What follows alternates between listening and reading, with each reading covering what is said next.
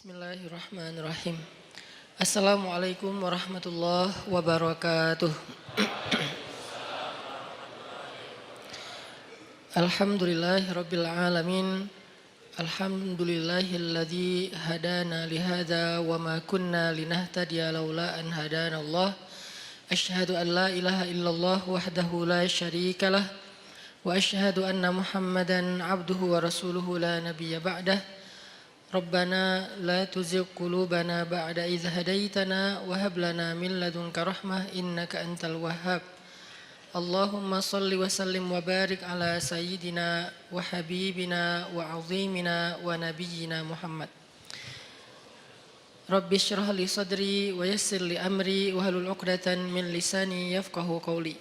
Teman-teman sekalian, alhamdulillah kita panjatkan kepada Allah Subhanahu wa taala untuk nikmat yang Allah berikan kepada kita, kepada bangsa Indonesia, dan mudah-mudahan kita juga sebagaimana diberikan nikmat, tapi juga Allah memberikan kita kemampuan untuk bisa mensyukuri nikmat Allah. Karena nikmat yang tidak disyukuri itu akan berujung dengan malapetaka dan penyesalan. Sebaliknya, ujian yang disabari itu akan berujung dengan kenikmatan. Jadi enggak hanya bisa kita merasa gembira dan merasa nyaman dengan nikmat yang Allah kasih. Karena nikmat yang Allah kasih kepada kita, kalau tidak diiringi dengan rasa syukur, dengan ekspresi syukur yang tepat, justru nikmat itu akan sedikit demi sedikit membawa kita kepada kehancuran. Dan ketika waktu kehancuran itu Allah tetapkan, maka kita hanya bisa menyesal dan menjadi orang yang rugi.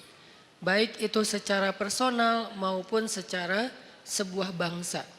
Kalau bangsa ini diberikan nikmat kemerdekaan, bangsa ini diberikan nikmat untuk bisa keluar dari banyak masalah, banyak tekanan, banyak peristiwa-peristiwa besar termasuk pada tanggal 30 September dan seterusnya. Lalu kita tidak mampu mensyukurinya dengan ekspresi syukur yang benar, maka justru nikmat-nikmat yang sudah banyak Allah berikan kepada bangsa ini akan diganti menjadi kebinasaan dan malapetaka. Na'udzubillahi min dzalik. Itu pernah dialami oleh orang-orang sebelum kita.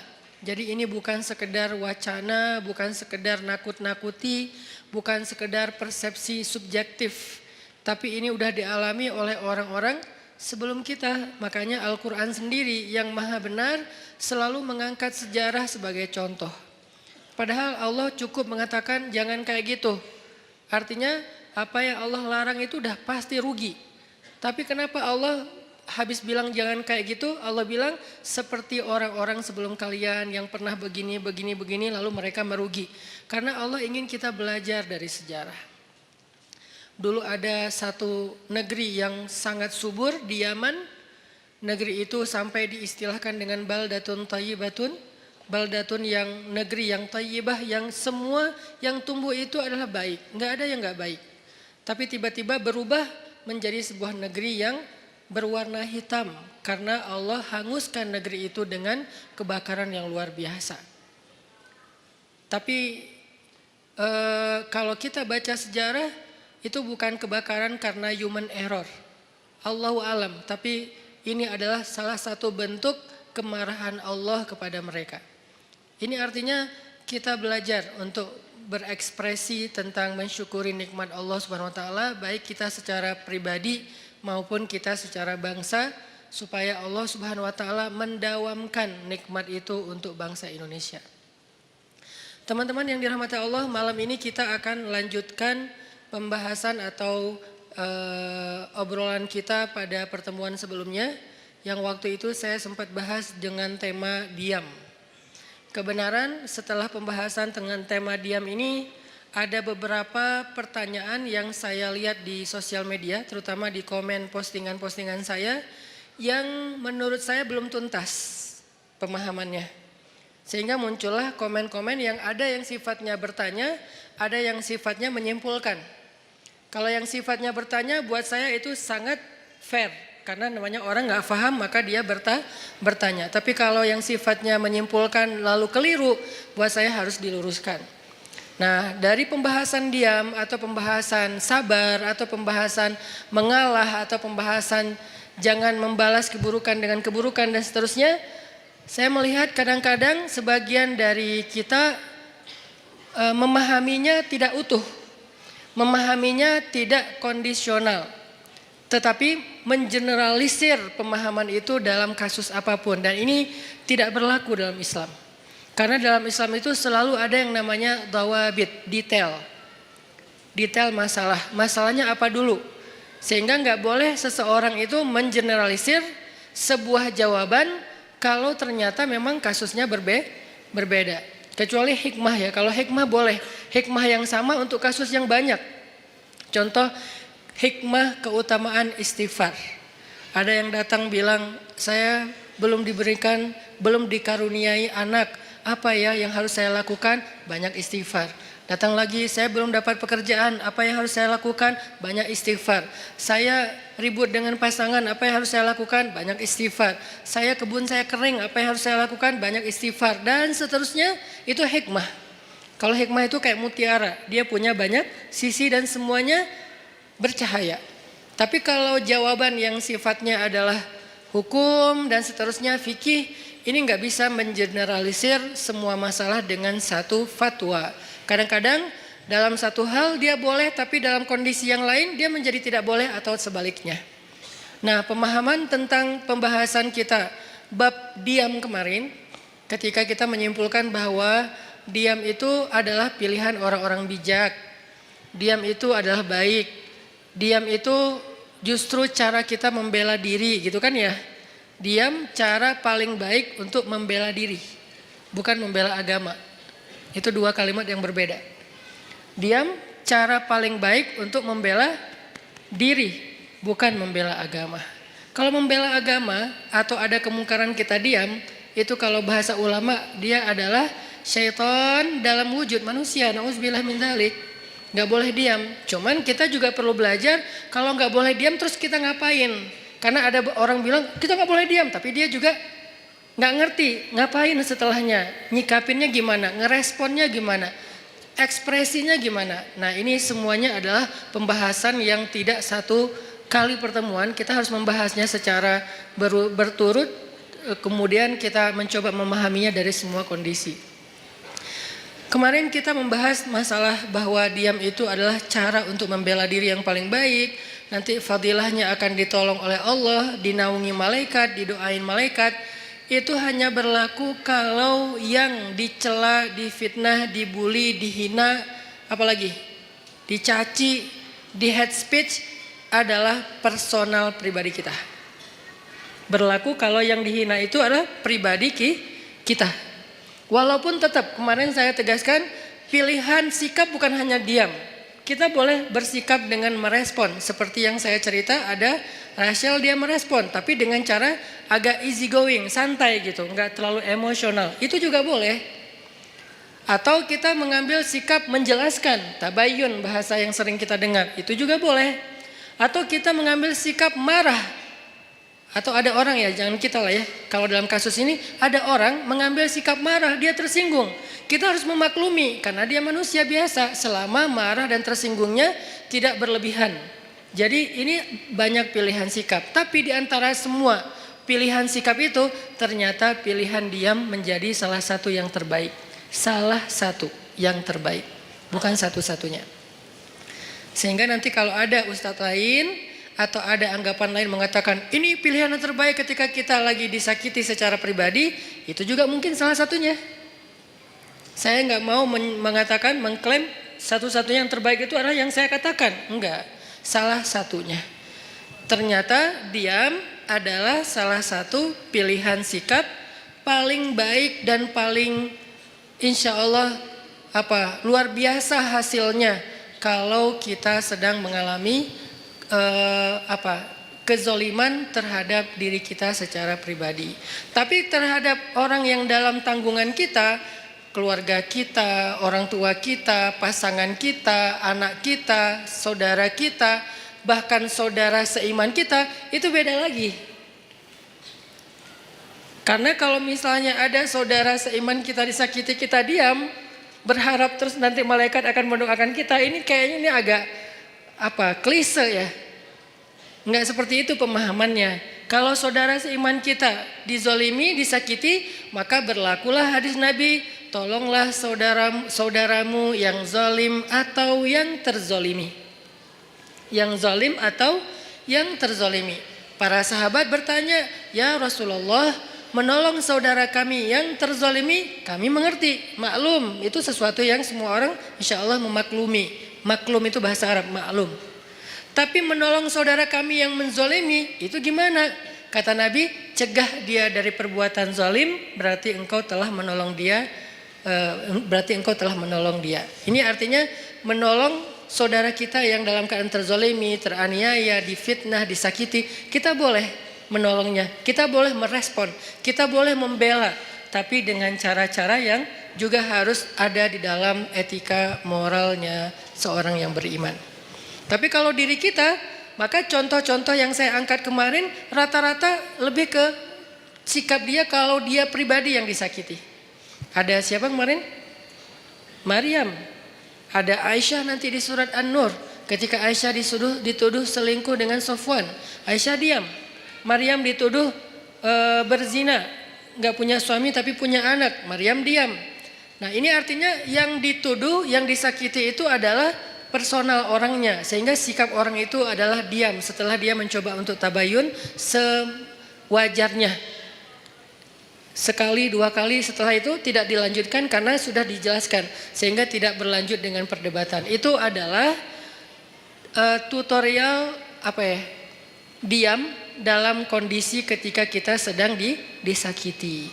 Lalu bagaimana kalau misalnya yang dibully, yang difitnah, yang dicela, yang dihina itu adalah agama. Bukan pribadi kita, tapi agama. Contoh yang bagian dari agama udah gak bisa dipisahin itu pertama adalah masalah Allah sebagai Rabb. Sembahan, pencipta, pemilik, pemelihara, harapan kita, tempat kita bergantung. Pokoknya dengan segala keluasan makna Rabb. Kalaupun gak utuh, agar mudah dipahami kita menyebutnya Tuhan. Walaupun itu bukan kalimat yang bisa menjelaskan secara utuh dari makna Rabb. Tapi setidaknya sedikit menjelaskan kepada kita, oh Allah berarti Tuhan. Kalau Allah sebagai Tuhan yang dicela gimana? Kalau Nabi sebagai Rasulullah, kekasih Allah, teladan kita, kekasih kita yang dicela gimana? Kalau syariat yang dicela gimana? Kadang-kadang bukan dicela secara langsung, tapi dibikin jadi tidak berharga. Itu juga mencela kan? Ada hal yang sakral dalam agama dibilang sesuatu yang biasa aja. Ini nih sesuatu pencelaan dengan cara yang tidak langsung terhadap agama. Nah, gimana kita responnya? Apakah kita diam? Apakah kita merespon? Terus gimana cara kita ngerespon? Itu yang akan kita bahas pada malam ini. Jadi bisa dibilang malam ini tuh kayak diam part 2 lah. Jadi masih tema yang sama tapi kelanjutannya supaya kita dapat tambahan angle. Oh, kalau angle-nya gini ternyata sikapnya nggak sama, berubah lagi. Oh, ternyata kalau angle-nya ini hasilnya beda lagi gitu. Ini adalah kelanjutan dari pembahasan pada pertemuan kita yang sebelumnya. Oke, sebelum kita membahas lebih lanjut tentang diam part 2 ini, cara kita menyikapi orang yang menyakiti hal-hal yang prinsip dalam keimanan kita, Allah, Rasulullah, syariat, Al-Quran, hadis, ulama, apalagi orang soleh, termasuk bahkan saudara, keluarga, masyarakat, tetangga, mukmin disakiti, gimana sikap kita? Maka sebelumnya yuk kita sama-sama tilawah dulu firman Allah di dalam surat Ali Imran ayat 181. Di sini ada cerita yang berkaitan dengan tema kita. Karena menjelaskan sesuatu dengan cerita itu kayaknya akan jauh lebih universal. Surat Ali Imran ayat 181. «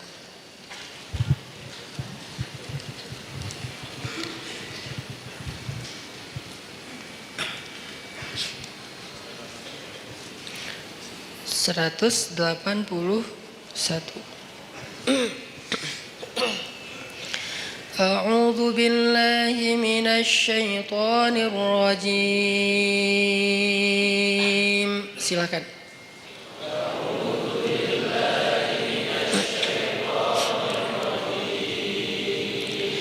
Bismillahirrahmanirrahim.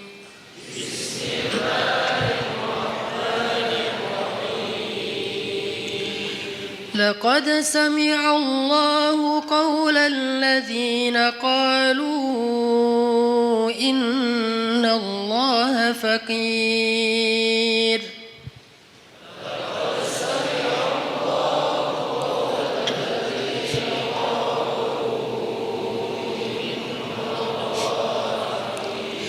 الذين قالوا إن الله فقير ونحن أغنياء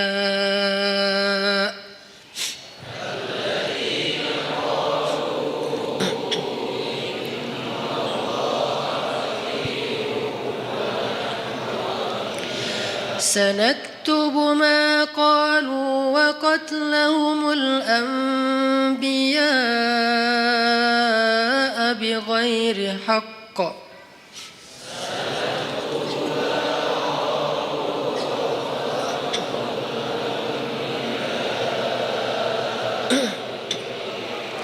ونقول ذوقوا عذاب الحريق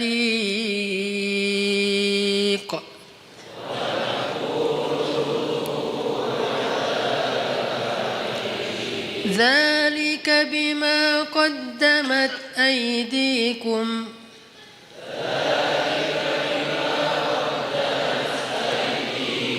وأن الله ليس بظلام للعبيد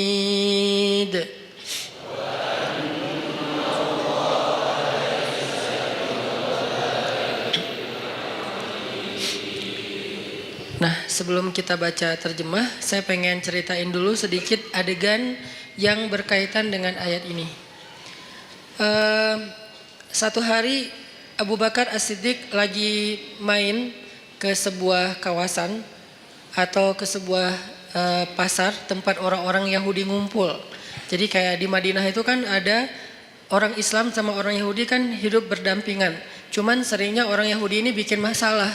Mereka membatalkan perjanjian, mereka mengganggu kaum muslimin, mereka menyebarkan fitnah, termasuk salah satunya fitnah Aisyah selingkuh. Akhirnya satu demi satu kabilah Yahudi itu kemudian diusir oleh Nabi karena berkali-kali melanggar perjanjian. Maka jadilah kota Madinah itu hanya tinggal kaum muslimin saja. Tadinya Islam di Madinah itu sangat berdampingan dengan orang Yahudi. Karena dasarnya Islam itu kan rahmatan alamin ya. Nggak mau ngerecokin orang, nggak mau ganggu orang. Itu Islam banget tuh. Islam nggak mau ganggu orang, Nabi itu paling nggak enak ngerepotin orang. Itu tuh Islam banget. Tapi juga Islam punya prinsip. Dia punya hal yang buat dia itu nggak bisa ditawar. Salah satunya adalah kehormatan. Apalagi yang berkaitan dengan kehormatan perempuan. Kemudian masalah ideologi, hal-hal yang akidah, syariah, sehingga muncullah kalimat lakum dinukum waliyadin. Kalian dengan cara agama kalian, kami dengan cara agama kami. Bisa nggak kayak gitu kita hidup? Nggak usah saling mengganggu. Bisa, oke. Tanda tangan perjanjian, jalan beberapa lama. Ternyata dilanggar sama orang Yahudi. Sekali dibiarin, diminta pertanggungjawaban 2 kali, kemudian Nabi menuntut 3 kali. Udah berkali-kali sampai puncaknya yang paling parah misalnya kayak membunuh, mempermalukan perempuan muslimah, ini udah gak bisa ditawar. Makanya diusir oleh Rasulullah SAW. Nah, waktu itu kaum Yahudi masih berdampingan dengan Nabi. Satu hari Abu Bakar datang ke tempat main atau nongkrongnya orang Yahudi lah. Kayak kafenya Yahudi lah mungkin atau restorannya Yahudi gitu kan. Mereka lagi nongkrong. Datang Abu Bakar situ. Tadinya Abu Bakar datang niatnya baik, pengen silaturahim. Bukan silaturahim ya, pengen temenan lah. Karena sebetulnya silaturahim dalam makna aslinya hanya berlaku untuk keluarga. Sebutlah dengan bahasa kita silaturahim. Pengen silaturahim sama beberapa tokoh Yahudi, salah satunya bernama Fanhas. Nah, ketika sampai di tempat Fanhas nongkrong, Abu Bakar datang, terus Abu Bakar duduk dengan Fanhas, Abu Bakar ngobrol gitu sama Fanhas. Fanhas, kamu tahu kan Islam itu benar? Soalnya Fanhas ini siapa? Fanhas ini tokoh agama Yahudi yang memiliki ilmu sejarah yang bagus tentang nabi-nabi sebelumnya, yang dia membaca Alkitab, yang pasti di dalam Alkitab itu disebutkan tentang Nabi Muhammad. Makanya Abu Bakar ngobrol dengan Fanhas, baik-baik sih ngobrolnya. Fanhas, kamu tahu kan Islam itu benar? Kamu tahu kan Muhammad itu utusan Allah sesuai dengan yang kamu baca di dalam literasi kamu? Kata Fanhas, ya emang kenapa? Terus kenapa kamu gak ikut aja, gak beriman? Cuma nanya doang gitu, bukan maksa. Apa jawaban Fanhas? Bagaimana saya mau mengikuti sebuah agama yang Tuhannya itu miskin, yang Tuhannya itu fakir, dan dia membutuhkan harta dari kita. Ketika dia berfirman, "May yuqridullaha qardhan hasana." Itulah bedanya orang yang kufurnya kufur fikrah, intelektual, dengan kufur karena dia nggak paham. Kalau orang yang kufur nggak paham, kita toleran banget. Orang-orang yang nggak suka dengan syariah karena dia nggak paham, kita toleran banget. Ya udah, nggak apa-apa, nggak maksa. Dia nggak mau menjalankan syariat, nggak apa-apa. Tapi kalau dia mempengaruhi orang lain dengan sebuah propaganda, dengan framing negatif, dengan hal-hal yang membentuk opini publik yang salah, nah ini dalam Islam perlu diluruskan. Kalau di dalam masyarakat lingkungan bangsa kita tuh kayak beberapa tokoh sekuler liberal, salah satunya yang kemarin sempat ramai bilang menghafal Quran udah nggak penting gitu kan. Ya mungkin dia kurang baca sejarah juga menurut saya, padahal itu sejarah yang paling simpel sih, nggak harus jadi ahli. Bahwa di masa Nabi selain udah ada penghafal Quran, Nabi juga menyuruh sahabat untuk menulis Al-Quran. Udah ada penghafal Quran banyak, ada Ibnu Mas'ud, ada Ibnu Abbas, ada Ibnu Umar, ada banyak sahabat penghafal Quran yang hidup di masa Nabi.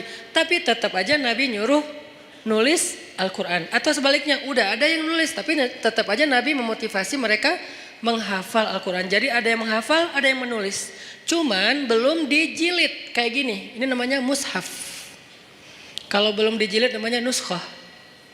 Kalau udah dijilid namanya mushaf. Sudah satu jilid. Sehingga dari Al-Fatihah sampai Al-Ikhlas, An-Nas, udah ada di sini semua gitu. Baik berbentuk fisik ataupun berbentuk platform digital kayak yang di handphone dan seterusnya. Dulu di masa Nabi belum dijilid, masih lembaran-lembaran yang terpisah. Ada yang ditulis di kulit binatang, ada yang ditulis di pelepah pohon, ada yang ditulis di batu. Sehingga sahabat-sahabat itu mendapatkan Al-Quran nggak utuh 30 juz. Lagian kan Al-Quran belum turun 30 juz kan? Baru turun sejuz, 5 juz, 10 juz, kan bertahap tuh. Sampai akhirnya turun total sebelum Nabi wafat 30 juz.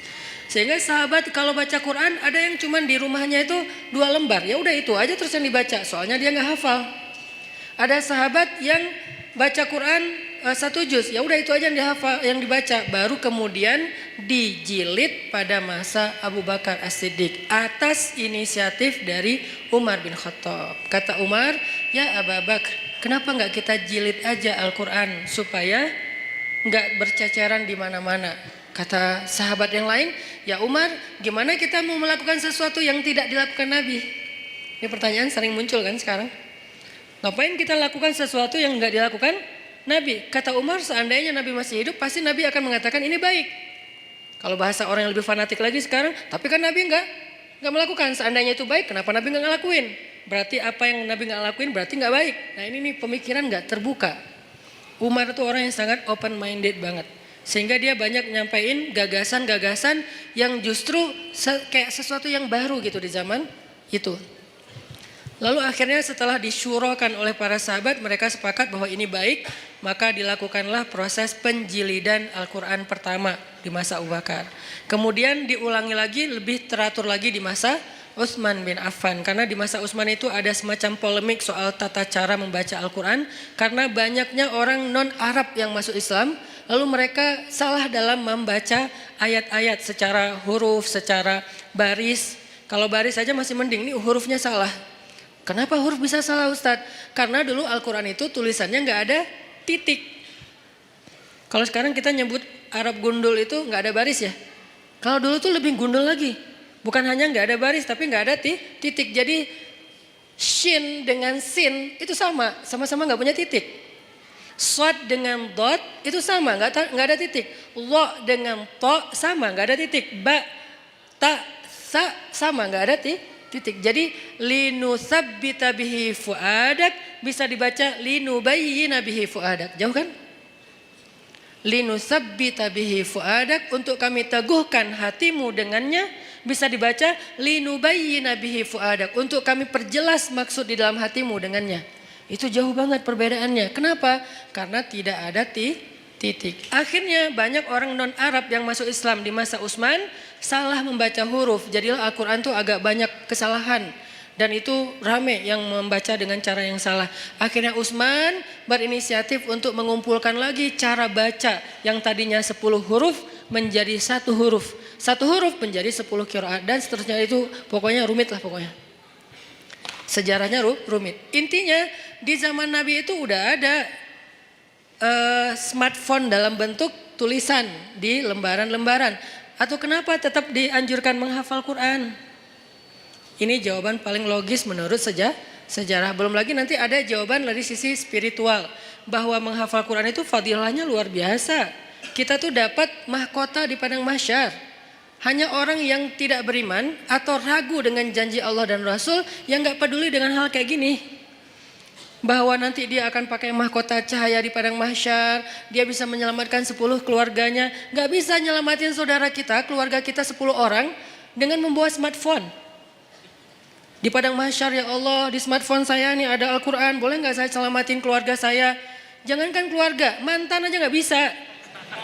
Coba gimana? Jadi emang ada fadilah tertentu, walaupun kita mungkin yang ngomong kayak gini juga belum tentu hafal Al-Quran dengan ayat yang banyak. Tapi setidaknya saya tuh selalu respect banget sama yang menghafal Quran dan menganjurkan. Sampai anak saya sekarang, tiga-tiganya sekolahnya khusus tahfiz. Karena saya berharap mereka nggak seperti saya, yang baru serius ngafal Quran pas udah gede. Mereka harus tuntas dulu Al-Quran, sisanya boleh belajar sains, belajar apapun lah. Kan dulu ulama-ulama saintis Islam itu hafiz ya rata-rata ya. Jadi kayak ngafal Quran tuh bukan buat mereka, bukan karena mondok, bukan jurusan agama. Itu emang udah kayak jadi jadi budaya yang soleh di antara masyarakat Islam. Aisyah pondok tahfiz, Maryam pondok tahfiz yang pulangnya sebulan sekali. Yang saya cerita, saya juga kadang-kadang bete gitu, gak bisa ketemu anak, tapi harus sabar. Yahya masuk TK tahfiz, yang dari TK itu udah mulai belajar tahsinnya pakai bahasa Arab, bukan pakai bahasa Indonesia. Dia menghafal huruf pakai bahasa Arab. Yang saya pernah sekali tampilin di YouTube ya, yang alifun Allah kayak gitu-gitulah. Saya juga nggak hafal, dia hafal. Artinya saya respect banget dan berharap banget anak-anak menghafal Quran untuk nyelamatin saya nanti di akhirat gitu. Karena saya ngerasa kayak siapa tahu kalau saya belum pantas masuk surga dan belum cukup amalnya, disyafaatin oleh pastinya setelah Rasulullah SAW adalah anak yang hafiz. Gak bisa pakai smartphone, gak bisa pakai Google Drive untuk menyelamatkan keluarga kita di padang mahsyar. Apalagi dapat mahkota. Tapi menyimpannya di smartphone, Google Drive, boleh-boleh aja, ikhtiar kita untuk memudahkan mendapatkan Al-Quran ketika mau dibaca. Gak masalah pakai smartphone, cuman menghafal dia pasti punya kelebihan sendiri. 1 huruf yang dihafal itu pasti beda. Nah ini adalah orang-orang yang pemikirannya membahayakan, ngaco. Nah Fanhas sama. Orang-orang yang tidak beriman tapi dia mempengaruhi orang lain dengan kesalahpahaman terhadap kebenaran. Itulah Fanhas. Sehingga dia mengatakan Allah itu fakir, kami itu kaya. Dan itu bukan kata saya loh ya, kata Fanhas. Orang-orang yang awam kan gampang percaya yang gini-gini. Karena Allah berfirman, "May yuqridullaha qardan hasana fayudha'ifahu ad'afan katsira." Siapa yang meminjamkan harta terbaiknya kepada Allah, nanti Allah ganti berlipat ganda. Kalimatnya meminjam. Makanya saya kan pernah posting, yuk kita pinjamkan harta kita kepada Allah. Ada yang komen kan, Allah kok minjam. Ini Ustadz makin lama makin aneh ngomongnya, ngelantur ke sana kemari. Itu bukan kata-kata saya, kata Al-Quran. Tapi kalimat meminjam di sini bukan Allah nggak punya harta. Apa maksud dari kalimat meminjam di sini? Allah pengen ngejamin bahwa harta kita itu nggak hilang, cuma dipinjam bentar, entar dibalikin lagi. Itu maksudnya. Kalau Allah minta kan berarti hilang dong.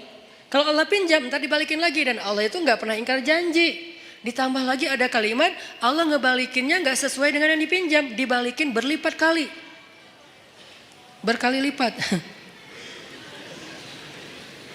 Karena tadi kebalik jadi kebalik juga kata-katanya, dibalikin berkali lipat. Nah di situ juga dikritisi sama si Vanhas. Kata Vanhas, kalau gitu Allah menggunakan sistem riba dong. Kan kita nggak boleh riba. Allah melarang kita riba, tapi dianya sendiri pakai cara riba. Gara-gara dia lagi butuh duit, nggak punya harta, minjam ke kita biar kita mau, akhirnya dia pakai cara riba. Nggak fair dong Allah kalau kayak gitu. Marah Abu Bakar. Langsung ditonjok sama Abu Bakar Vanhasnya. Gubrak. Wah, Abu Bakar aja yang selama ini kalem, diam aja. Orangnya sabar kalau dirinya yang, kebayang nggak ketika di Mekah Abu Bakar itu dikeroyok orang gara-gara ngebelain Nabi. Sampai saking dahsyatnya mereka mengeroyok Abu Bakar, itu wajah Abu Bakar tuh hancur dan nggak dikenali. Kamu siapa Abu Bakar? Kok jadi gitu? Mukanya tuh hancur. Abu Bakar terima digituin. Tapi ketika Allah dihina sama Vanhas, wah itu digebukin terus-terusan sama Abu Bakar. Sampai Vanhas dibela rame-rame, terus Abu Bakar pulang. Vanhas datang ke Rasulullah SAW bilang, ya Muhammad, lihat nih apa yang dilakukan sahabat kamu kepada saya. Ini yang kamu bilang Islam, yang katanya damai segala macam. Siapa yang melakukan itu? Abu Bakar. Rasulullah aja nggak percaya. Abu Bakar? Kalau Umar, Nabi percaya. Karena Umar kan orangnya tegas, keras kan. Ghalidun syadid, itu julukan Umar. Keras dan tegas, Umar. Sampai ada yang datang ke rumah Umar nanya tentang satu masalah. Kata Umar, kenapa kamu tanya ke saya? Kan ada Rasulullah di tengah-tengah kita. Jadi nggak boleh nanya fatwa hukum tentang agama kepada seseorang ketika ada Nabi di situ, tuh nggak boleh. Salah fatal. Sama kayak kita ada ulama, nanyanya yang bukan ulama, nggak boleh nanya ke ulama aja. Makanya ketika kita nanya tentang agama bukan ke ulama, padahal di bangsa Indonesia ini banyak ulama, kita tuh udah salah. Jadi nanya aja udah salah, pasti jawabannya lebih salah. Walaupun benar tetap salah. SOP-nya nggak kayak gitu. Nah ada orang datang ke Umar nanya tentang agama. Kata Umar, kenapa kamu nggak nanya ke Rasul? Masa nanyanya ke saya? Kata dia, saya udah datang ke Rasul. Terus apa jawaban Rasul? Jawaban Rasul saya nggak berkesan. Maksudnya kayak bukan itu yang saya harapin. Dia kayak maksa gitu, pengen jawaban sesuai harapan dia. Kan ada orang kayak gitu kan. Nanya pengen nemu jawaban sesuai harapan. Kalau nggak nemu, nanya lagi ke ustadz yang lain. Sampai nemu yang mengatakan, oh ya udah ini halal. Baru dia bilang, tuh kan kata saya juga. 9 ustadz bilang haram, 1 ustadz bilang halal, dia ambil yang 1. Nah ini masih mending lah sesama ustadz. Ini mah Rasul. Rasul udah kasih jawaban, tapi saya nggak cocok gitu. Makanya saya tanya kepada kamu. Menurut saya kamu bijak. Dipuji-puji Umar. Apa yang dilakukan Umar? Kata Umar, ya udah tunggu sebentar ya. Dia masuk, keluar bawa pedang. Udah dihunuskan pedangnya. Bukan bawa pedang dalam sarungnya, dihunuskan pedangnya. Ini nih jawaban saya nih, langsung kabur tuh orang. Itu Umar. Karena Umar tersinggung, dianggap sebagai orang bijak sementara Rasul aja ditolak. Itu penghinaan buat Rasul dan penghinaan buat Umar sendiri. Makanya Umar langsung ngeluarin pedang, orangnya kabur. Tapi ini yang melakukan Abu Bakar, bukan Umar. Orang yang gak pernah dikenal, pernah mukulin orang. Satu-satunya yang pernah dipukul Abu Bakar itu cuma berhala. Ketika dia masih kecil, diajak ayahnya untuk ngelilingin tawafin berhala. Ayahnya yang tawaf, Abu Bakar duduk nungguin. Pas ayahnya udah pergi, berhala itu dilemparin sama Abu Bakar. Lo ngapain sih orang-orang tawaf ke lo, padahal gak bisa ngapa-ngapain. Itu Abu Bakar, salah satu sahabat, walaupun sedikit sekali jumlahnya. Sahabat yang gak pernah syirik bahkan di masa sebelum Islam, Abu Bakar. Salah satunya. Abu Bakar, Khadijah, Ali. Ini orang-orang yang dari sebelum Islam pun mereka nggak pernah syirik, nggak pernah nyembah berhala. Tapi yang lain pernah lalu bertaubat dan masuk Islam, kemudian menjadi lebih baik. Abu Bakar yang melakukan. Rasulullah, Abu Bakar, dipanggil Abu Bakar. Lalu Nabi nanya baik-baik karena ini Abu Bakar nih, orang yang wibawa, orang yang baik hati, orang yang lembut. Gak boleh langsung dipercayai aja nih omongan, apalagi nih Fanhas yang ngomong. Rasulullah nanya, ya Abu Bakar, ini perbuatan kamu? Ya Rasulullah. Nabi kaget. Jadi itu bukan hoax. Benar nih Abu Bakar nonjokin orang, gebukin orang. Ya Rasulullah. Ya Abu Bakar, kenapa kamu pukul dia? Apa jawaban Abu Bakar? Ya Rasulullah, inna aduwallah qala qawlan aziman annallaha faqirun wa annahum minallahi anillahi aghniya. Ya Rasulullah, sesungguhnya musuh Allah ini mengatakan satu kalimat yang sangat fatal, yang sangat buruk tentang Allah. Dia bilang Allah itu fakir dan mereka itu kaya dan tidak butuh kepada Allah. Maka ghadibtu lillah ya Rasulullah. Saya marah karena Allah ya Rasulullah. Rasulullah nanya ke si Fanhas. Fanhas, benar kamu bilang Allah fakir? Enggak, namanya juga orang Bani Israel. Enggak semua Yahudi itu kayak gitu. Karena ada Yahudi yang lurus dulu, enggak tahu sekarang. Tapi umat Yahudi kan Nabi Musa Yahudi yang membawa agama Yahudi. Kemudian nanti ada keluarga Nabi Musa yang Yahudi termasuk sampai Zakaria, Imran Yahudi kan. Jadi bukan agamanya, Bani Israel lah yang paling bawel itu. Ternyata dia bohong, dia bilang enggak. Wah Abu Bakar udah mukulin saya, sekarang dia memfitnah saya. Muhammad, beginikah didikanmu terhadap sahabatmu? Rasulullah bingung, mana yang benar nih? Abu Bakar mukul Fanhas. Tapi Fanhas bilang saya enggak mengatakan hal yang kayak gitu. Saya disakitin sama Abu Bakar. Abu Bakar itu memang benci sama saya sejak dulu. Akhirnya ketika Nabi tidak bisa menilai siapa yang benar siapa yang salah, turunlah ayat ini. Allah mendengar pembicaraan orang yang mengatakan Allah fakir dan kami kaya. Dengan segala macam kemarahan Allah juga marah tuh. Di sini Allah kayak bilang, aku juga marah, bukan Abu Bakar doang kata Allah. Jadi Abu Bakar kayak dibela gitu sama Allah. Abu Bakar, bareng kita marah sama dia. Gitu. Kan keren ya Abu Bakar ya di situ ya. Sampai Allah mengatakan apa tadi ayatnya teh? Wa naqulu dzuqu adzabal harik, dan kami balas ucapan mereka dengan kalimat dzuqu adzabal harik, rasakan azab yang membara. Itu tuh ancaman Allah kepada Fanhas nanti di akhirat. Artinya Allah tuh merestui Abu Bakar marah. Allah merestui Abu Bakar marah. Tapi kita jangan buru-buru menyimpulkan ini terus kita langsung take action ya. Wah ini bahaya, gue tonjokin aja nih. Jangan, karena ini nih Fanhas. Yang kita hadapi kan bukan Fanhas kan, beda-beda kan. Ada yang namanya apa? Mungkin dia pakai nama Abu atau apalah kayak gitu-gitu kan. Ini nggak boleh difanhasin. Karena kalau dia difanhasin nanti jadi rame. Islam malah yang jelek juga kan. Makanya ya hadapi aja dengan argumentasi ilmiah. Hadapi aja dengan penjelasan yang meluruskan persepsi kepada masyarakat. Gak usah terpancing. Biarkan harusnya hukum yang bergerak di situ. Karena emang kewajiban seorang yang memegang hukum, penguasa. Kalau dia gak mengambil tindakan hukum, dia bertanggung jawab di hadapan Allah SWT. Dalam arti membiarkan orang menghina Allah, Rasulullah, agama Allah.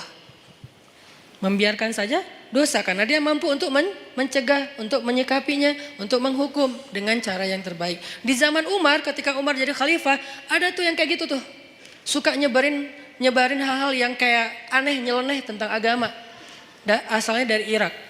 Dia ini emang tokoh liberalnya Irak lah. Dia nyebarin fitnah tentang makna ayat Al-Quran. Saya lupa tapi ayatnya apa, nanti saya cek lagi. Tapi dia kayak bikin keraguan orang terhadap kebenaran Al-Quran. Kalau dalam bahasa ulama ini disebut dengan istilah syubhat. Makanya ada istilah raddus syubhat, menolak membantah syubhat-syubhat tentang agama. Ada yang mengatakan misalnya ternyata melakukan hubungan walaupun tidak halal, tidak resmi, tidak dalam akad nikah, asalkan sama-sama rela, itu sesuatu yang dibolehkan. Ini namanya syubhat, menyebarkan fitnah tentang agama di tengah-tengah masyarakat. Ini fatal banget dalam sebuah sebuah bangsa atau masyarakat. Di zaman Umar ada orang kayak gitu. Kalau kita baca sejarah kekhalifahan Umar itu luar biasa loh. Ada orang yang dideportasi karena terlalu ganteng. Selebgram terlalu ganteng dan itu nggak ada hasil editan. Kalau saya kan ngeditnya lama kan ya, pakai editor terbaik lah Rifat cie. Tapi kalau ini nggak perlu diedit, udah emang ganteng. Rambutnya ikal sepundak, keren banget. Sampai saking gantengnya dia, cewek-cewek nggak mau nikah kecuali sama dia. Kan kasihan banget cowok yang lain ya. Nggak mau nikah kecuali sama dia. Sampai ada cewek-cewek bikin syair tentang dia, kayak bikin lagu gitu. Tentang dia di aransemen dengan cara-cara yang berbeda-beda. Ada syair isinya gini, seandainya tempat tidurku hangat bersama dengan dia. Coba, syair jahiliyah namanya. Aku ingin tempat tidurku terasa hangat bersama dia. Sampai gitu terdengar oleh Umar. Nauzubillah, kata Umar, innalillah, astagfirullah. Umar kan suka keliling-keliling gitu kan. Pas dengar itu Umar nanya kepada kayak kabinetnya, siapa cewek itu? Dia fansnya. Siapa cowok yang disebut di situ? Itu. Akhirnya dipanggil cowok itu ke tempat Umar. Kemudian Umar melihat ganteng. Emang ganteng gitu. Kenapa kok cewek senang sama dia? Gantengnya di sebelah mana ya? Akhirnya Umar berkesimpulan yang buat dia makin ganteng itu emang mahkotanya adalah rambut. Rambutnya adalah mahkota. Akhirnya kamu tahu kesalahan kamu apa? Apa wahai Amirul Mukminin? Kamu terlalu ganteng. Salah saya apa? Kan saya takdirnya lahir seperti ini, Ci. Ya udah sekarang kamu harus dikurangi kegantengannya sedikit biar nggak jadi fitnah. Itu tuh di zaman Umar ada yang kayak gitu kejadiannya. Coba kayak gitu-gitu aja diurus oleh negara loh. Demi supaya kan tugas seorang pemimpin itu adalah menjamin rakyatnya itu tidak terjadi masalah kan. Termasuk masalah moral. Ini kan masalah moral. Yang nanti merusak juga masalah spiritual, iman, ibadah. Kan jadi gak khusyuk ngingat dia terus lagi sholat. Makanya gak boleh. Nah akhirnya kata Umar, kamu harus dikurangin kegantengannya. Caranya dipotong rambutnya. Astagfirullahaladzim. Digundul, dipotong sampai habis. Akhirnya ini hak saya gimana? Hak kamu adalah kamu akan dibayar oleh negara. Gara-gara dipotong rambut dibayar oleh negara. Akhirnya dia dipotong rambut. Besok datang lagi. Karena rambutnya udah habis kan malu kan rambut udah habis. Dia pakai sorban. Datang ke Umar. Kata Umar, ini lebih ganteng. Ternyata pakai sorban malah lebih keren lagi gitu. Aduh Umar bingung nih gimana diapain. Masa dibuka sorbannya kasihan mempermalukan. Islam itu menjaga banget hak orang lain. Gak mau mempermalukan. Dia tetap rambutnya dihabisin. Tapi jangan dibiarin kelihatan orang banyak. Karena itu malu. Soalnya itu kayak aib kalau di Arab rambutnya pelontos gitu. Itu aib. Sehingga akhirnya dikasihlah sorban. Malah makin ganteng. Umar bingung. Akhirnya Umar memutuskan dia harus dideportasi ke sebuah kampung yang isinya nenek-nenek. Kampung itu nenek-neneknya pas dia datang, gitu. Kan parah juga nih nenek-nenek. Akhirnya dia dideportasi ke luar negeri yang kampungnya isinya orang ibu-ibu tua. Yang dia atas tindakan itu dia digaji oleh pemerintah. Ini adilnya Islam, hukum tegak tapi fair. Hukum tegak tapi fair. Dia nggak hanya dideportasi terus biarin dalam keadaan terlunta-lunta, enggak. Dia dikasih gaji oleh pemerintah. Tapi dia sendiri di tempat yang terasing. Tiba-tiba ibunya di kota Madinah datang ke Umar dan mengatakan, celaka engkau wahai Amirul Mukminin. Kenapa saya celaka ibu? Kata Umar. Karena engkau duduk bersama anak-anakmu, putra-putramu dan engkau bersama dengan mereka dalam keadaan nyaman, bahagia. Tapi engkau memisahkan saya dengan putra saya. Siapa putra ibu? Fulan underscore Fulan. Oh yang selebgram itu? Iya. Ya udah ibu maunya apa? Saya jauh dari putra saya kangen dengan putra saya. Kamu tahu nggak sih rasanya kangen gitu kan? Terus gimana maunya ibu? Saya pengen ketemu putra saya. Ya udah akhirnya diputuskan oleh Umar, ibunya juga ikut dengan anaknya tinggal di sana dibiayai oleh negara. Itu tuh masa kekhalifahan Umar sampai hal-hal kayak gitu diurus. Termasuk laki-laki yang dari Irak tadi, orang sekuler Irak yang pengen ngacak-ngacak pemikiran umat Islam tentang Al-Quran. Dia mengatakan ini lihat nih ayatnya kayak gini-gini. Tapi dia ngomongnya kemana? Dia ngomongnya di pasar, bukan di majelis para ulama. Bukan di masjid, di pasar. Karena kalau di pasar kan jarang ada ulama nih. Sehingga orang percaya aja sama dia, sama omongannya. Dipanggil sama Umar. Tahu nggak kesalahan kamu apa? Apa? 2. 1. kamu sudah menyebarkan fitnah agama di tengah-tengah masyarakat sehingga mereka ragu tentang Al-Quran. 2, kalau kamu nggak ngerti ayat itu harusnya kamu tanya kepada ulama, bukan nanya kepada orang awam. Atas kesalahan yang fatal ini maka saya hukum kamu dengan dicambuk. Karena dia udah nyebarin banyak fitnah. Orang sampai ragu nggak mau lagi baca Quran. Orang menganggap Al-Quran itu nggak otentik segala macam. Itu kan banyak kan obrolan orang sekuler tentang kayak gituan. Akhirnya dicambuk dan diancam. Kalau kamu masih melakukan hal yang sama, maka saya akan berikan hukuman yang lebih berat. Akhirnya dia pulang ke Irak dan sejak itu dia taubatan nasuha. Itu terjadi. Nah, Vanhas kayak gitu banget. Yang nyebarin fitnah tentang agama Allah. Allah fakir, Allah itu riba dan seterusnya.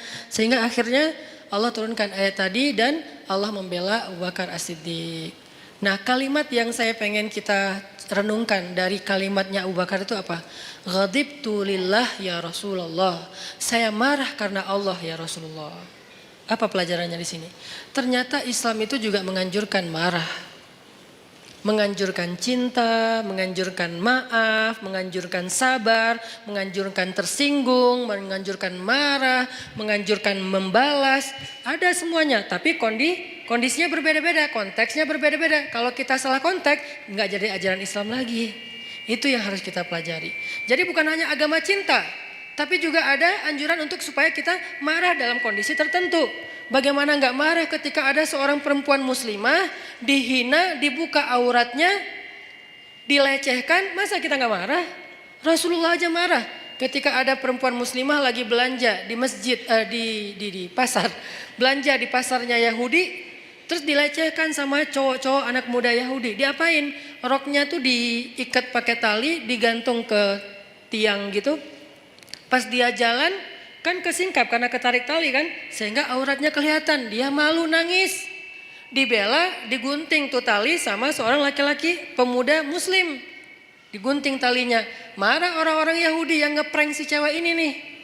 Mereka bilang, lo nggak usah ikut-ikutan, ini bukan urusan lo, ini saudari saya muslimah, saya harus membela sesama orang yang beriman. Lagian kalian zalim, ini kan kejahatan moral, kalian nggak punya akhlak kepada perempuan, nggak menghargai perempuan. Terjadi adu mulut lama-lama karena dia sendiri dikeroyok meninggal. Udahlah menghina perempuan, membunuh laki-laki yang mencoba membela perempuan tadi. Nabi langsung marah. Langsung dikumpulkan bala tentara yang kuat-kuat oleh Nabi menuju kepada kabilah itu, dikepung tuh kabilahnya. Setelah dikepung, Nabi memberi mereka kesempatan, 2 pilihan. 1 pergi, 2 perang. Ini namanya marah fisabilillah.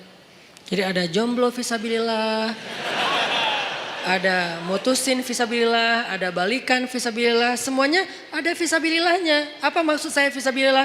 Ada jalan yang dibolehkan oleh Allah, ada kondisi yang dibolehkan oleh Allah. Jomblo fisabilillah itu kayak gimana? Jomblo yang sabar, yang tetap istiqomah, yang gak berputus asa dengan berbuat dosa, itu tuh fisabilillah banget. Jadi itu bukan bahasa-bahasa nyeleneh.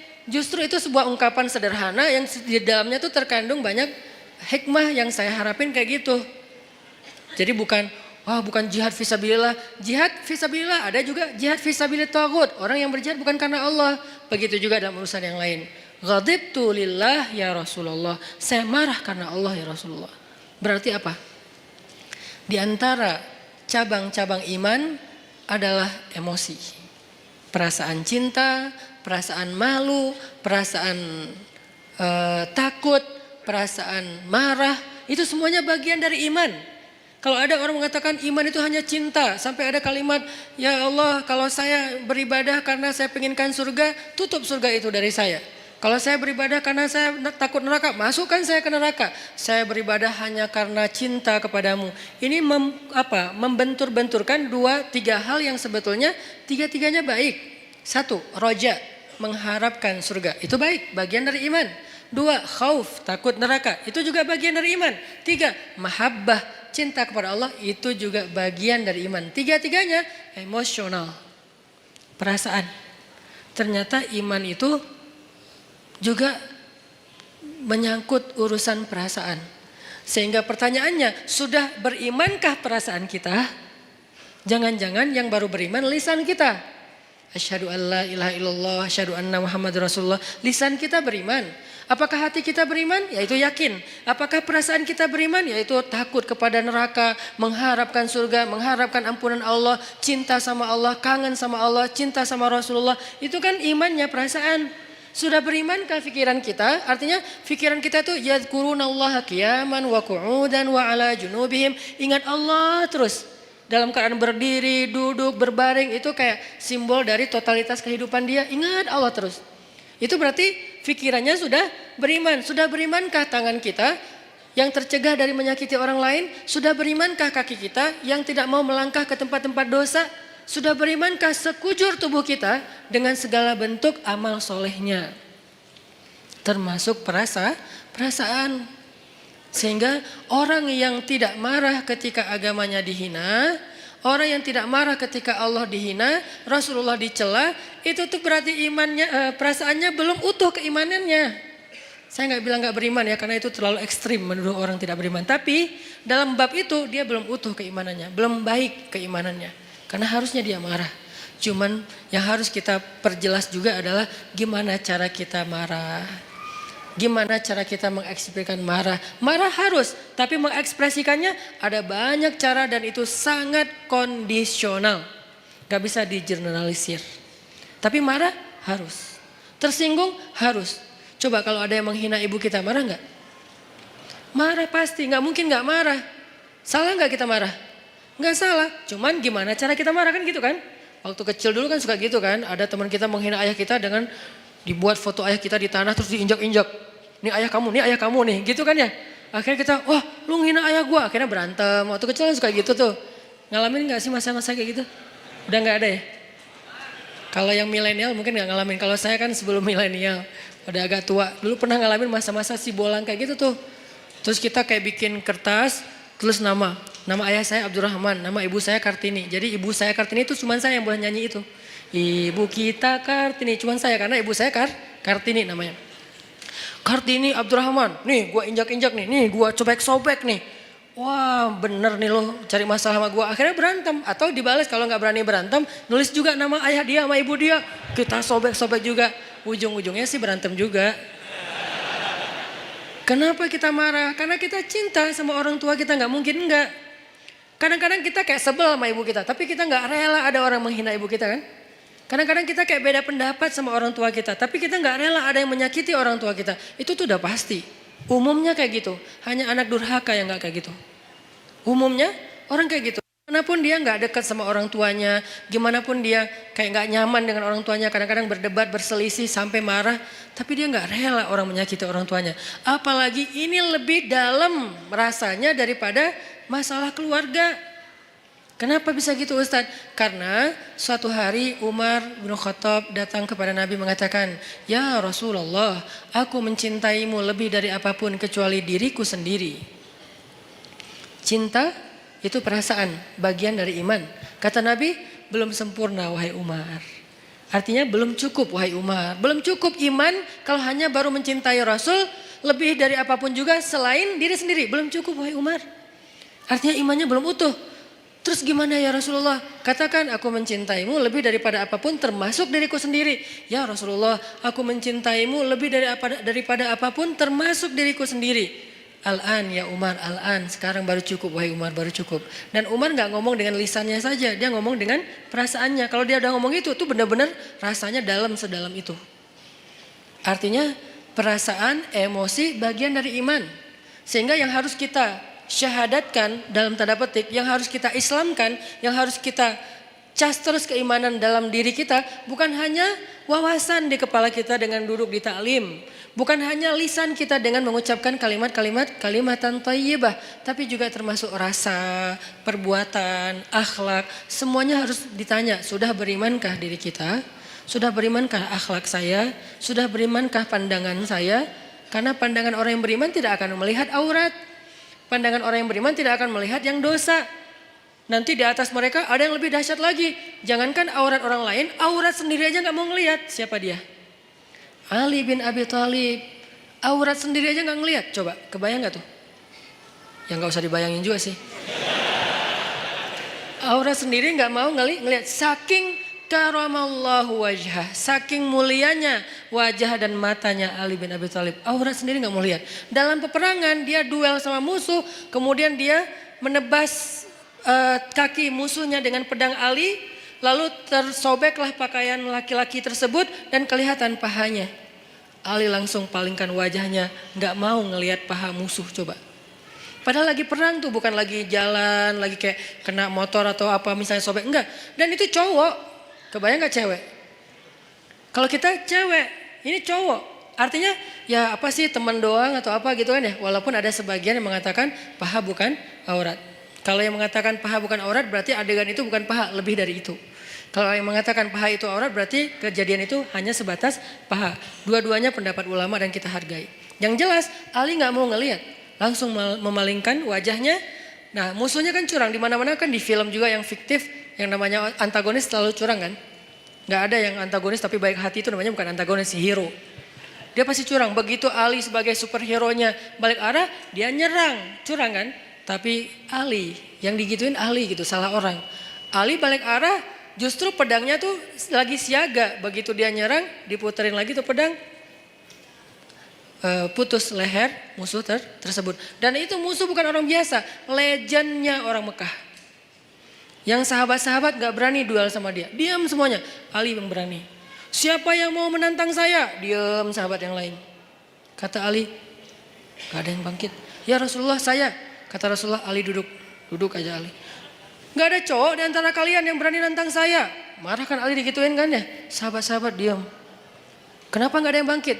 Itu tuh terkenal Amru, orang yang paling jago berpedang di antara orang Mekah, belum pernah kalah sama sekali. Jadi benar-benar menang KO terus gitu. Amru yang menantang. Diam. Ali bilang, ya Rasulullah saya. Ali, aku gak tega kalau sesuatu terjadi sama kamu. Rasulullah aja kayak ngerasa Ali gak bisa ngalahin dia. Ali diam, tapi gregetan banget. Siapa yang berani nantang saya? Atau kita pulang aja nih, udah beres. Akhirnya, ya Rasulullah, jangan biarkan dia menghina Islam. Biarkan saya menghadapi dia, Allah yang akan menolong saya. Ali hati-hati ya.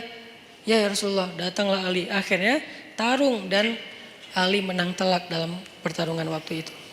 Ini karamallahu wajah. Matanya itu mata yang beriman. Telinganya telinga yang beriman.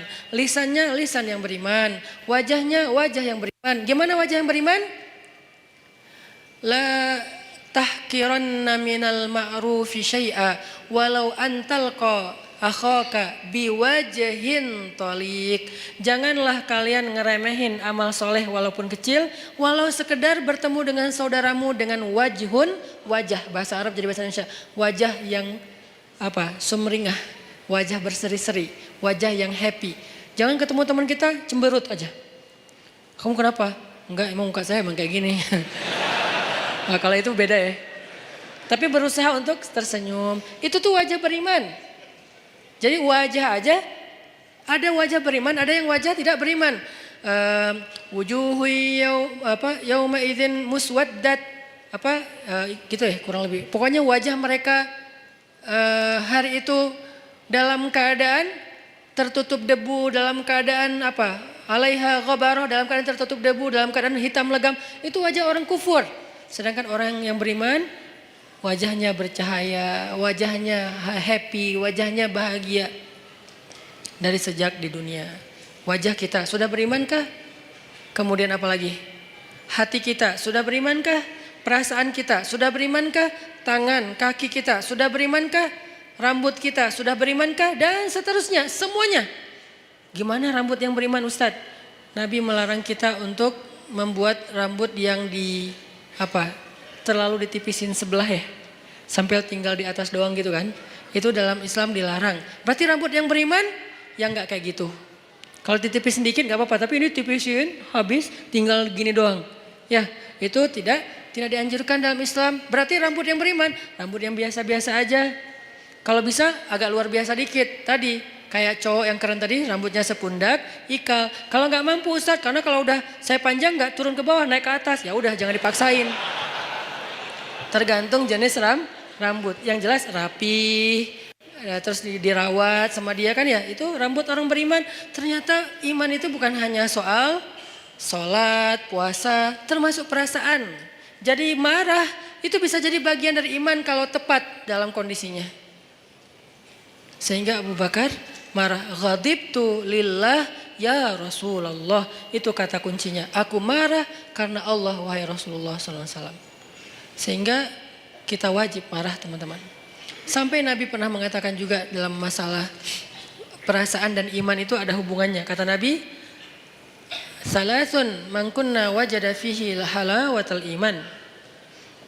Man kunna fihi wajada halawatal iman. Ada 3 hal yang kalau seseorang itu ngerasain dia kalau seseorang itu mendapatkannya berarti dia merasakan nikmatnya iman. Merasakan puncaknya iman. Merasakan loh ya, bukan melakukan, bukan mengatakan, bukan memikirkan, tapi merasakan, rasa. Dan 3-tiganya rasa. Ada 3 perasaan yang kalau seseorang mendapatkan dalam dirinya berarti dia berada di puncaknya iman. 1. Ayyakunallahu wa rasuluhu ahabba ilaihi mimma siwahuma. Ketika Allah dan Rasul lebih dicintai olehnya dari apapun juga. Cinta, perasaan. Yang kedua, perasaan juga. Ayyuhibbal mar'a la yuhibbuhu illa lillah. Mencintai seseorang dan tidak mencintainya kecuali karena Allah. Mencintai sesama muslim, mencintai ulama, mencintai habaib, mencintai para kiai, mencintai guru-guru kita, mencintai orang yang soleh, yang lebih soleh dari kita, mencintai, itu perasaan. Dan itu adalah wajada halawatul iman, puncaknya iman. Ketiga, ayyakraha ayyauda ilal kufr kama yakrahu ayyuqadhafa finnar. Benci, ternyata benci juga bagian dari iman. Benci bagian dari iman. Jadi kalau ada orang Islam itu tidak membenci, benci. Kepada apa dia benci? Kepada dosa, kepada kemungkaran, kepada kekufuran dia benci. Makanya bahasanya ayyakraha ayyauda ilal kufr. Dia benci untuk kembali kepada kufur. Saya enggak mengatakan kalimatnya benci kepada orang kafir, enggak. Benci kepada kembali kepada kekufuran. Artinya perbuatannya. Dia benci dengan perbuatan dosa, bermaksiat, dia benci. Berarti kalau kita udah bisa membenci dosa-dosa kita di masa lalu, insya Allah kita sudah merasakan puncaknya iman, benci. Jadi kalau dikatakan Islam itu nggak ada kebencian, ada kebencian, dalam banget. Kebenciannya bagian dari 70 cabang iman. Tapi bencinya siapa? Apa? Yang dibenci adalah dosa. Makanya ada ayat, Allahumma habib, ada doa, Allahumma habib ilainal iman wa zayyinhu fi qulubina wa karrih ilainal kufra wal fusuqa wal isyan waj'alna minar rasyidin. Itu doa. Diambil dari ayat. Ayatnya walakinnallaha habbaba ilaikumul iman wa zayyanahu fi qulubikum wa karraha ilaikumul kufra wal fusuqa wal isyan wa ja'alakum minar rasyidin. Allah menjadikan kalian apa mereka gitu sebagai orang yang mencintai keimanan dan menjadikan rasa cinta itu indah dalam hati mereka. Lalu menjadikan mereka benci kepada kekufuran dan itulah orang yang mendapatkan petunjuk. Benci kepada kufur, dosa, fusuk. Fusuk itu apa? Akhlak yang buruk. Dia enggak suka. Jadi kalau kita ngelihat ada orang yang perangainya nggak bagus dan kita ngerasa itu kayak entertain, hiburan, ini kita berarti nggak punya benci nih. Jangan benci orangnya, benci perangai perbuatan yang buruknya. Orangnya nggak ada, ini lain lagi ceritanya. Karena orang bisa berubah kan. Kalau keburukan dari zaman iblis sampai nanti kiamat, ya tetap namanya keburukan. Yang benar sudah jelas, yang buruk sudah jelas. Tapi kalau orangnya bisa berubah. Pagi dia kufur, malam dia mukmin. Pagi dia setan, malam bisa jadi malaikat. Makanya jangan membenci orangnya. Siapa tahu suatu saat dia berubah. Tapi membenci perbuatannya wajib, bagian dari iman. Ada orang yang memperolok-olok agama. Ya kita benci perbuatannya, orangnya kita serahkan kepada Allah. Kalau perlu kita doain, ya Allah beri dia petunjuk. Tapi perbuatannya wajib kita benci. Jangan sampai perbuatan memperolok-olok agama malah kita ketawain seolah-olah itu hiburan. Berarti kita nggak punya benci fisabilillah. Makanya ada marah fisabilillah, ada benci fisabilillah, ada cinta fisabilillah, ada takut fisabilillah, ada Kangen fisabilillah, kangen siapa? Kangen dengan Rasulullah SAW. Seperti kangennya Bilal, sampai saking puncak kangennya luar biasa, dia nggak sanggup azan. Saking kangennya nggak sanggup azan. Kalau kita azan biasa aja gitu kan, mungkin semangat, tapi nggak sampai bikin kita nggak bisa ngucapin asyhadu anna Muhammadan Rasulullah. Nggak kuat Bilal ngomong itu. Kenapa? Kalimat itu dia ucapkan dulu ketika Nabi masih hidup dan mendengar. Kalau Bilal azan, Nabi senyum-senyum. Sekarang Nabi udah nggak ada, udah nggak kuat. Udahlah saya nggak bisa. Langsung turun, langsung duduk, diganti sama sahabat yang lain. Itu kangen fisabilillah. Apakah kita punya kangen fisabilillah? Apakah kita punya cinta fisabilillah? Apakah kita punya benci fisabilillah? Apakah kita punya marah fisabilillah? Apakah kita punya memaafkan fisabilillah? Karena semuanya perasaan. Sakit hati fisabilillah ada, tapi ada juga sakit hati yang nggak dibolehin. Baper fisabilillah banyak, makanya baper itu bisa jadi ibadah. Tergantung konteks. Kan baper itu bawa perasaan kan? Benar nggak sih artinya? Salah satu di antara baper yang berpahala yang gimana? Baper ketika sholat. Allahu Akbar. Idza waqa'atil waqi'ah. Udah mulai baper tuh.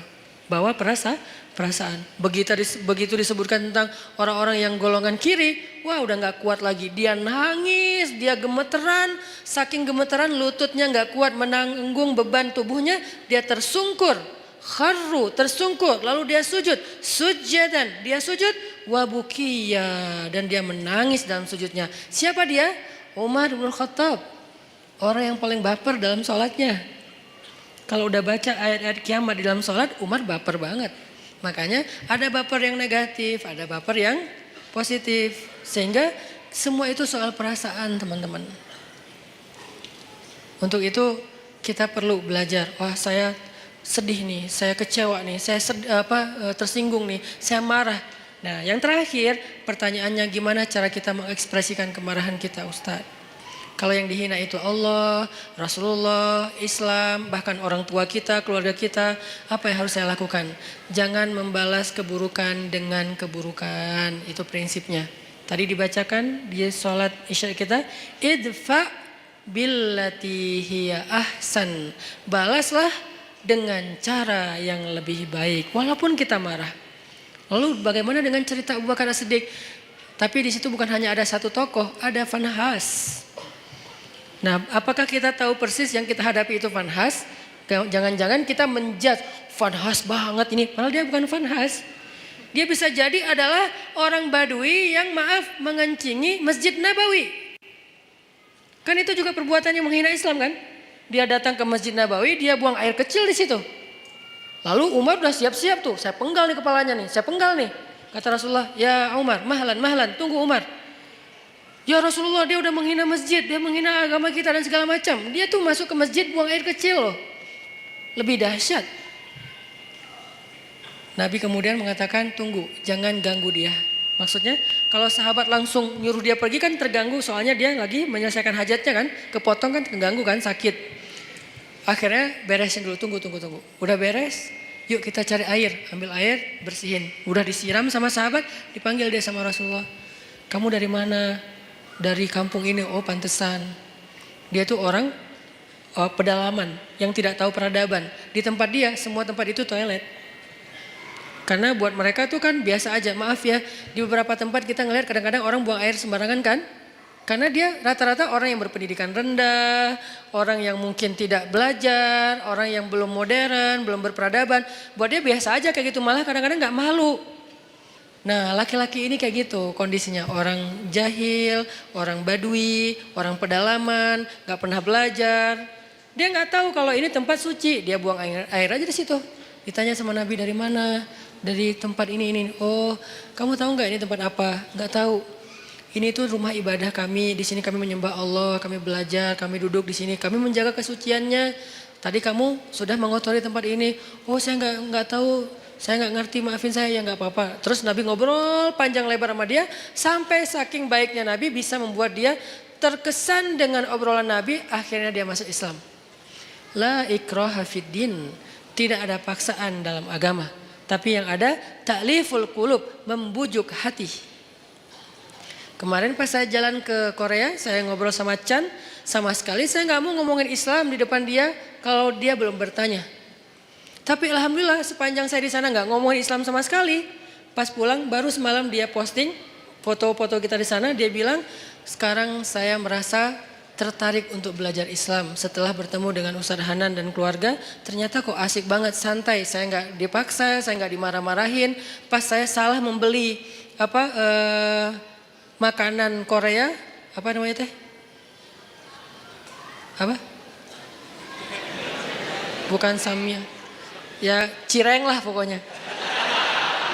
Cireng Korea gitu ya. Kimbap. Nah, pas lagi beli kimbap kan ada porknya kan. Cuman dia nggak dimasukin ke dalam gulungan kimbap itu, dia kan salah.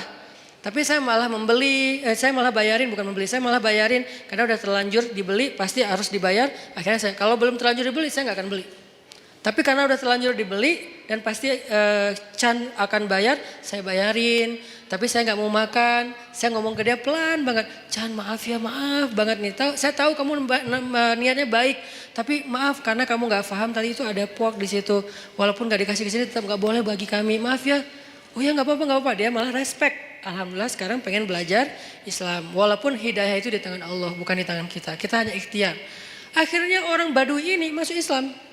Setelah masuk Islam, dia doa, ya Allah, berilah rahmatmu kepada saya dan kepada Rasulullah, yang lain jangan. Dia sebel sama yang lain. Karena tadi mau dimarahin kan sama yang lain. Kata Nabi, kenapa doanya kayak gitu? Iya Rasulullah, saya sebel sama mereka. Kalau doa yang baik-baik supaya malaikat mendoakan juga kamu dengan kebaikan yang sama. Oh gitu ya Rasul. Ya Allah rahmati saya, Rasulullah dan yang lain-lain juga. Beres kan ya? Ini nih siapa? Ini bukan Fanhas. Ini orang yang belum mengerti tentang kebenaran. Kalau Fanhas ngerti banget. Malah Alkitab, dia ngerti Alkitab. Taurat, Injil, Al-Quran bahkan. Makanya dia tahu ayatnya. Bukan orang biasa, beda sikapnya. Kalau kepada orang kayak gitu, kita memberitahu. Ada orang yang bertanya atau komentar karena dia nggak ngerti, kita jelasin, kita luruskan kalau bahasa saya di komen. Bukan saya marahin, saya luruskan. Kadang-kadang ada teman-teman yang niatnya baik, pengen bela saya tapi malah marah-marah. Saya juga berharap jangan. Ini Ustadz Hanan, malu nggak lo? Jangan ngomong kayak gitu. Ini mempermalukan orang. Saya juga cuma ngomong kalau ini tentang saya diam. Kalau tentang Rasulullah, saya luruskan. Kayak gitu bahasanya, saya pilih diksi yang tidak menjudge. Sehingga nanti sikap kita mudah-mudahan mewakili wajah Islam. Walaupun gak sempurna, soalnya kita manusia biasa ya. Islam sempurna banget tapi kita gak sempurna. Setidaknya kita udah berusaha untuk menampilkan wajah Islam terbaik yang kita mampu. Orang baru tertarik. Nah, idfa billatihi ahsan. Balaslah dengan cara yang lebih baik. Ada di surat apa itu? Coba kita buka surat Fussilat. Surat ke-41 ayat 34. Idfa billati hiya ahsan. Kalau kita bisa membalas keburukan orang dengan cara yang lebih baik. Maksud cara yang lebih baik itu gimana Ustadz? Bisa jadi orangnya kita pahamkan. Itu kan cara lebih baik kan? Dia menghina Islam, kita nggak menghina dia.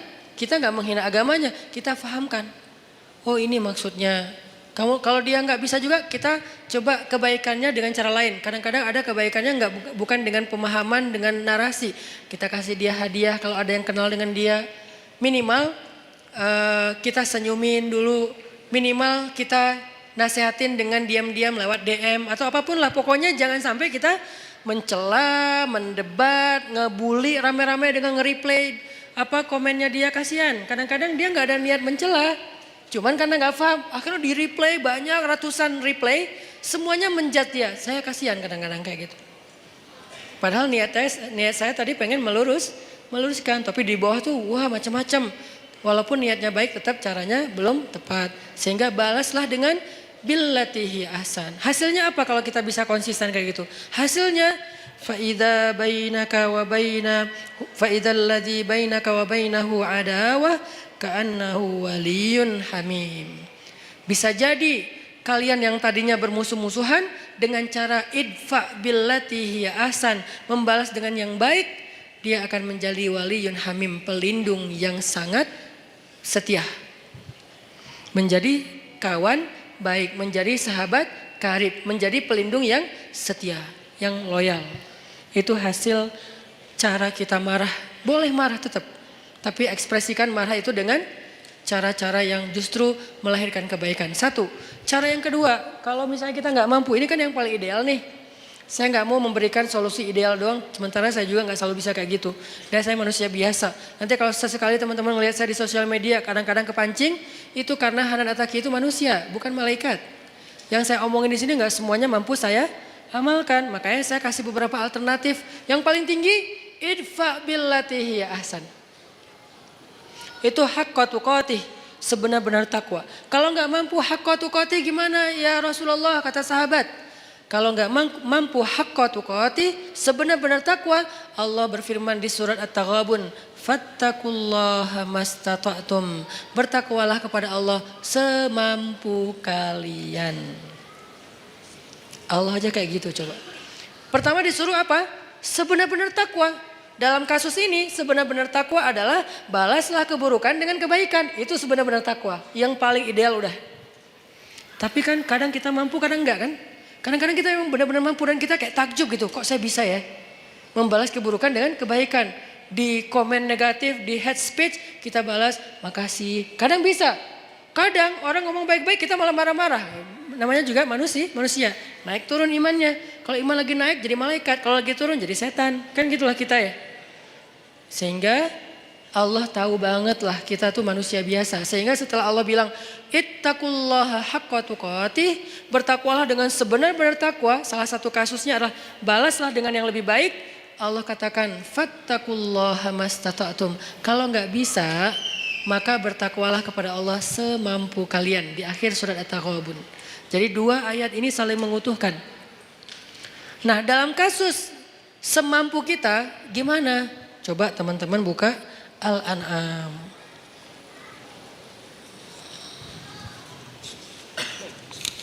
Di surat Al-An'am ayat 68.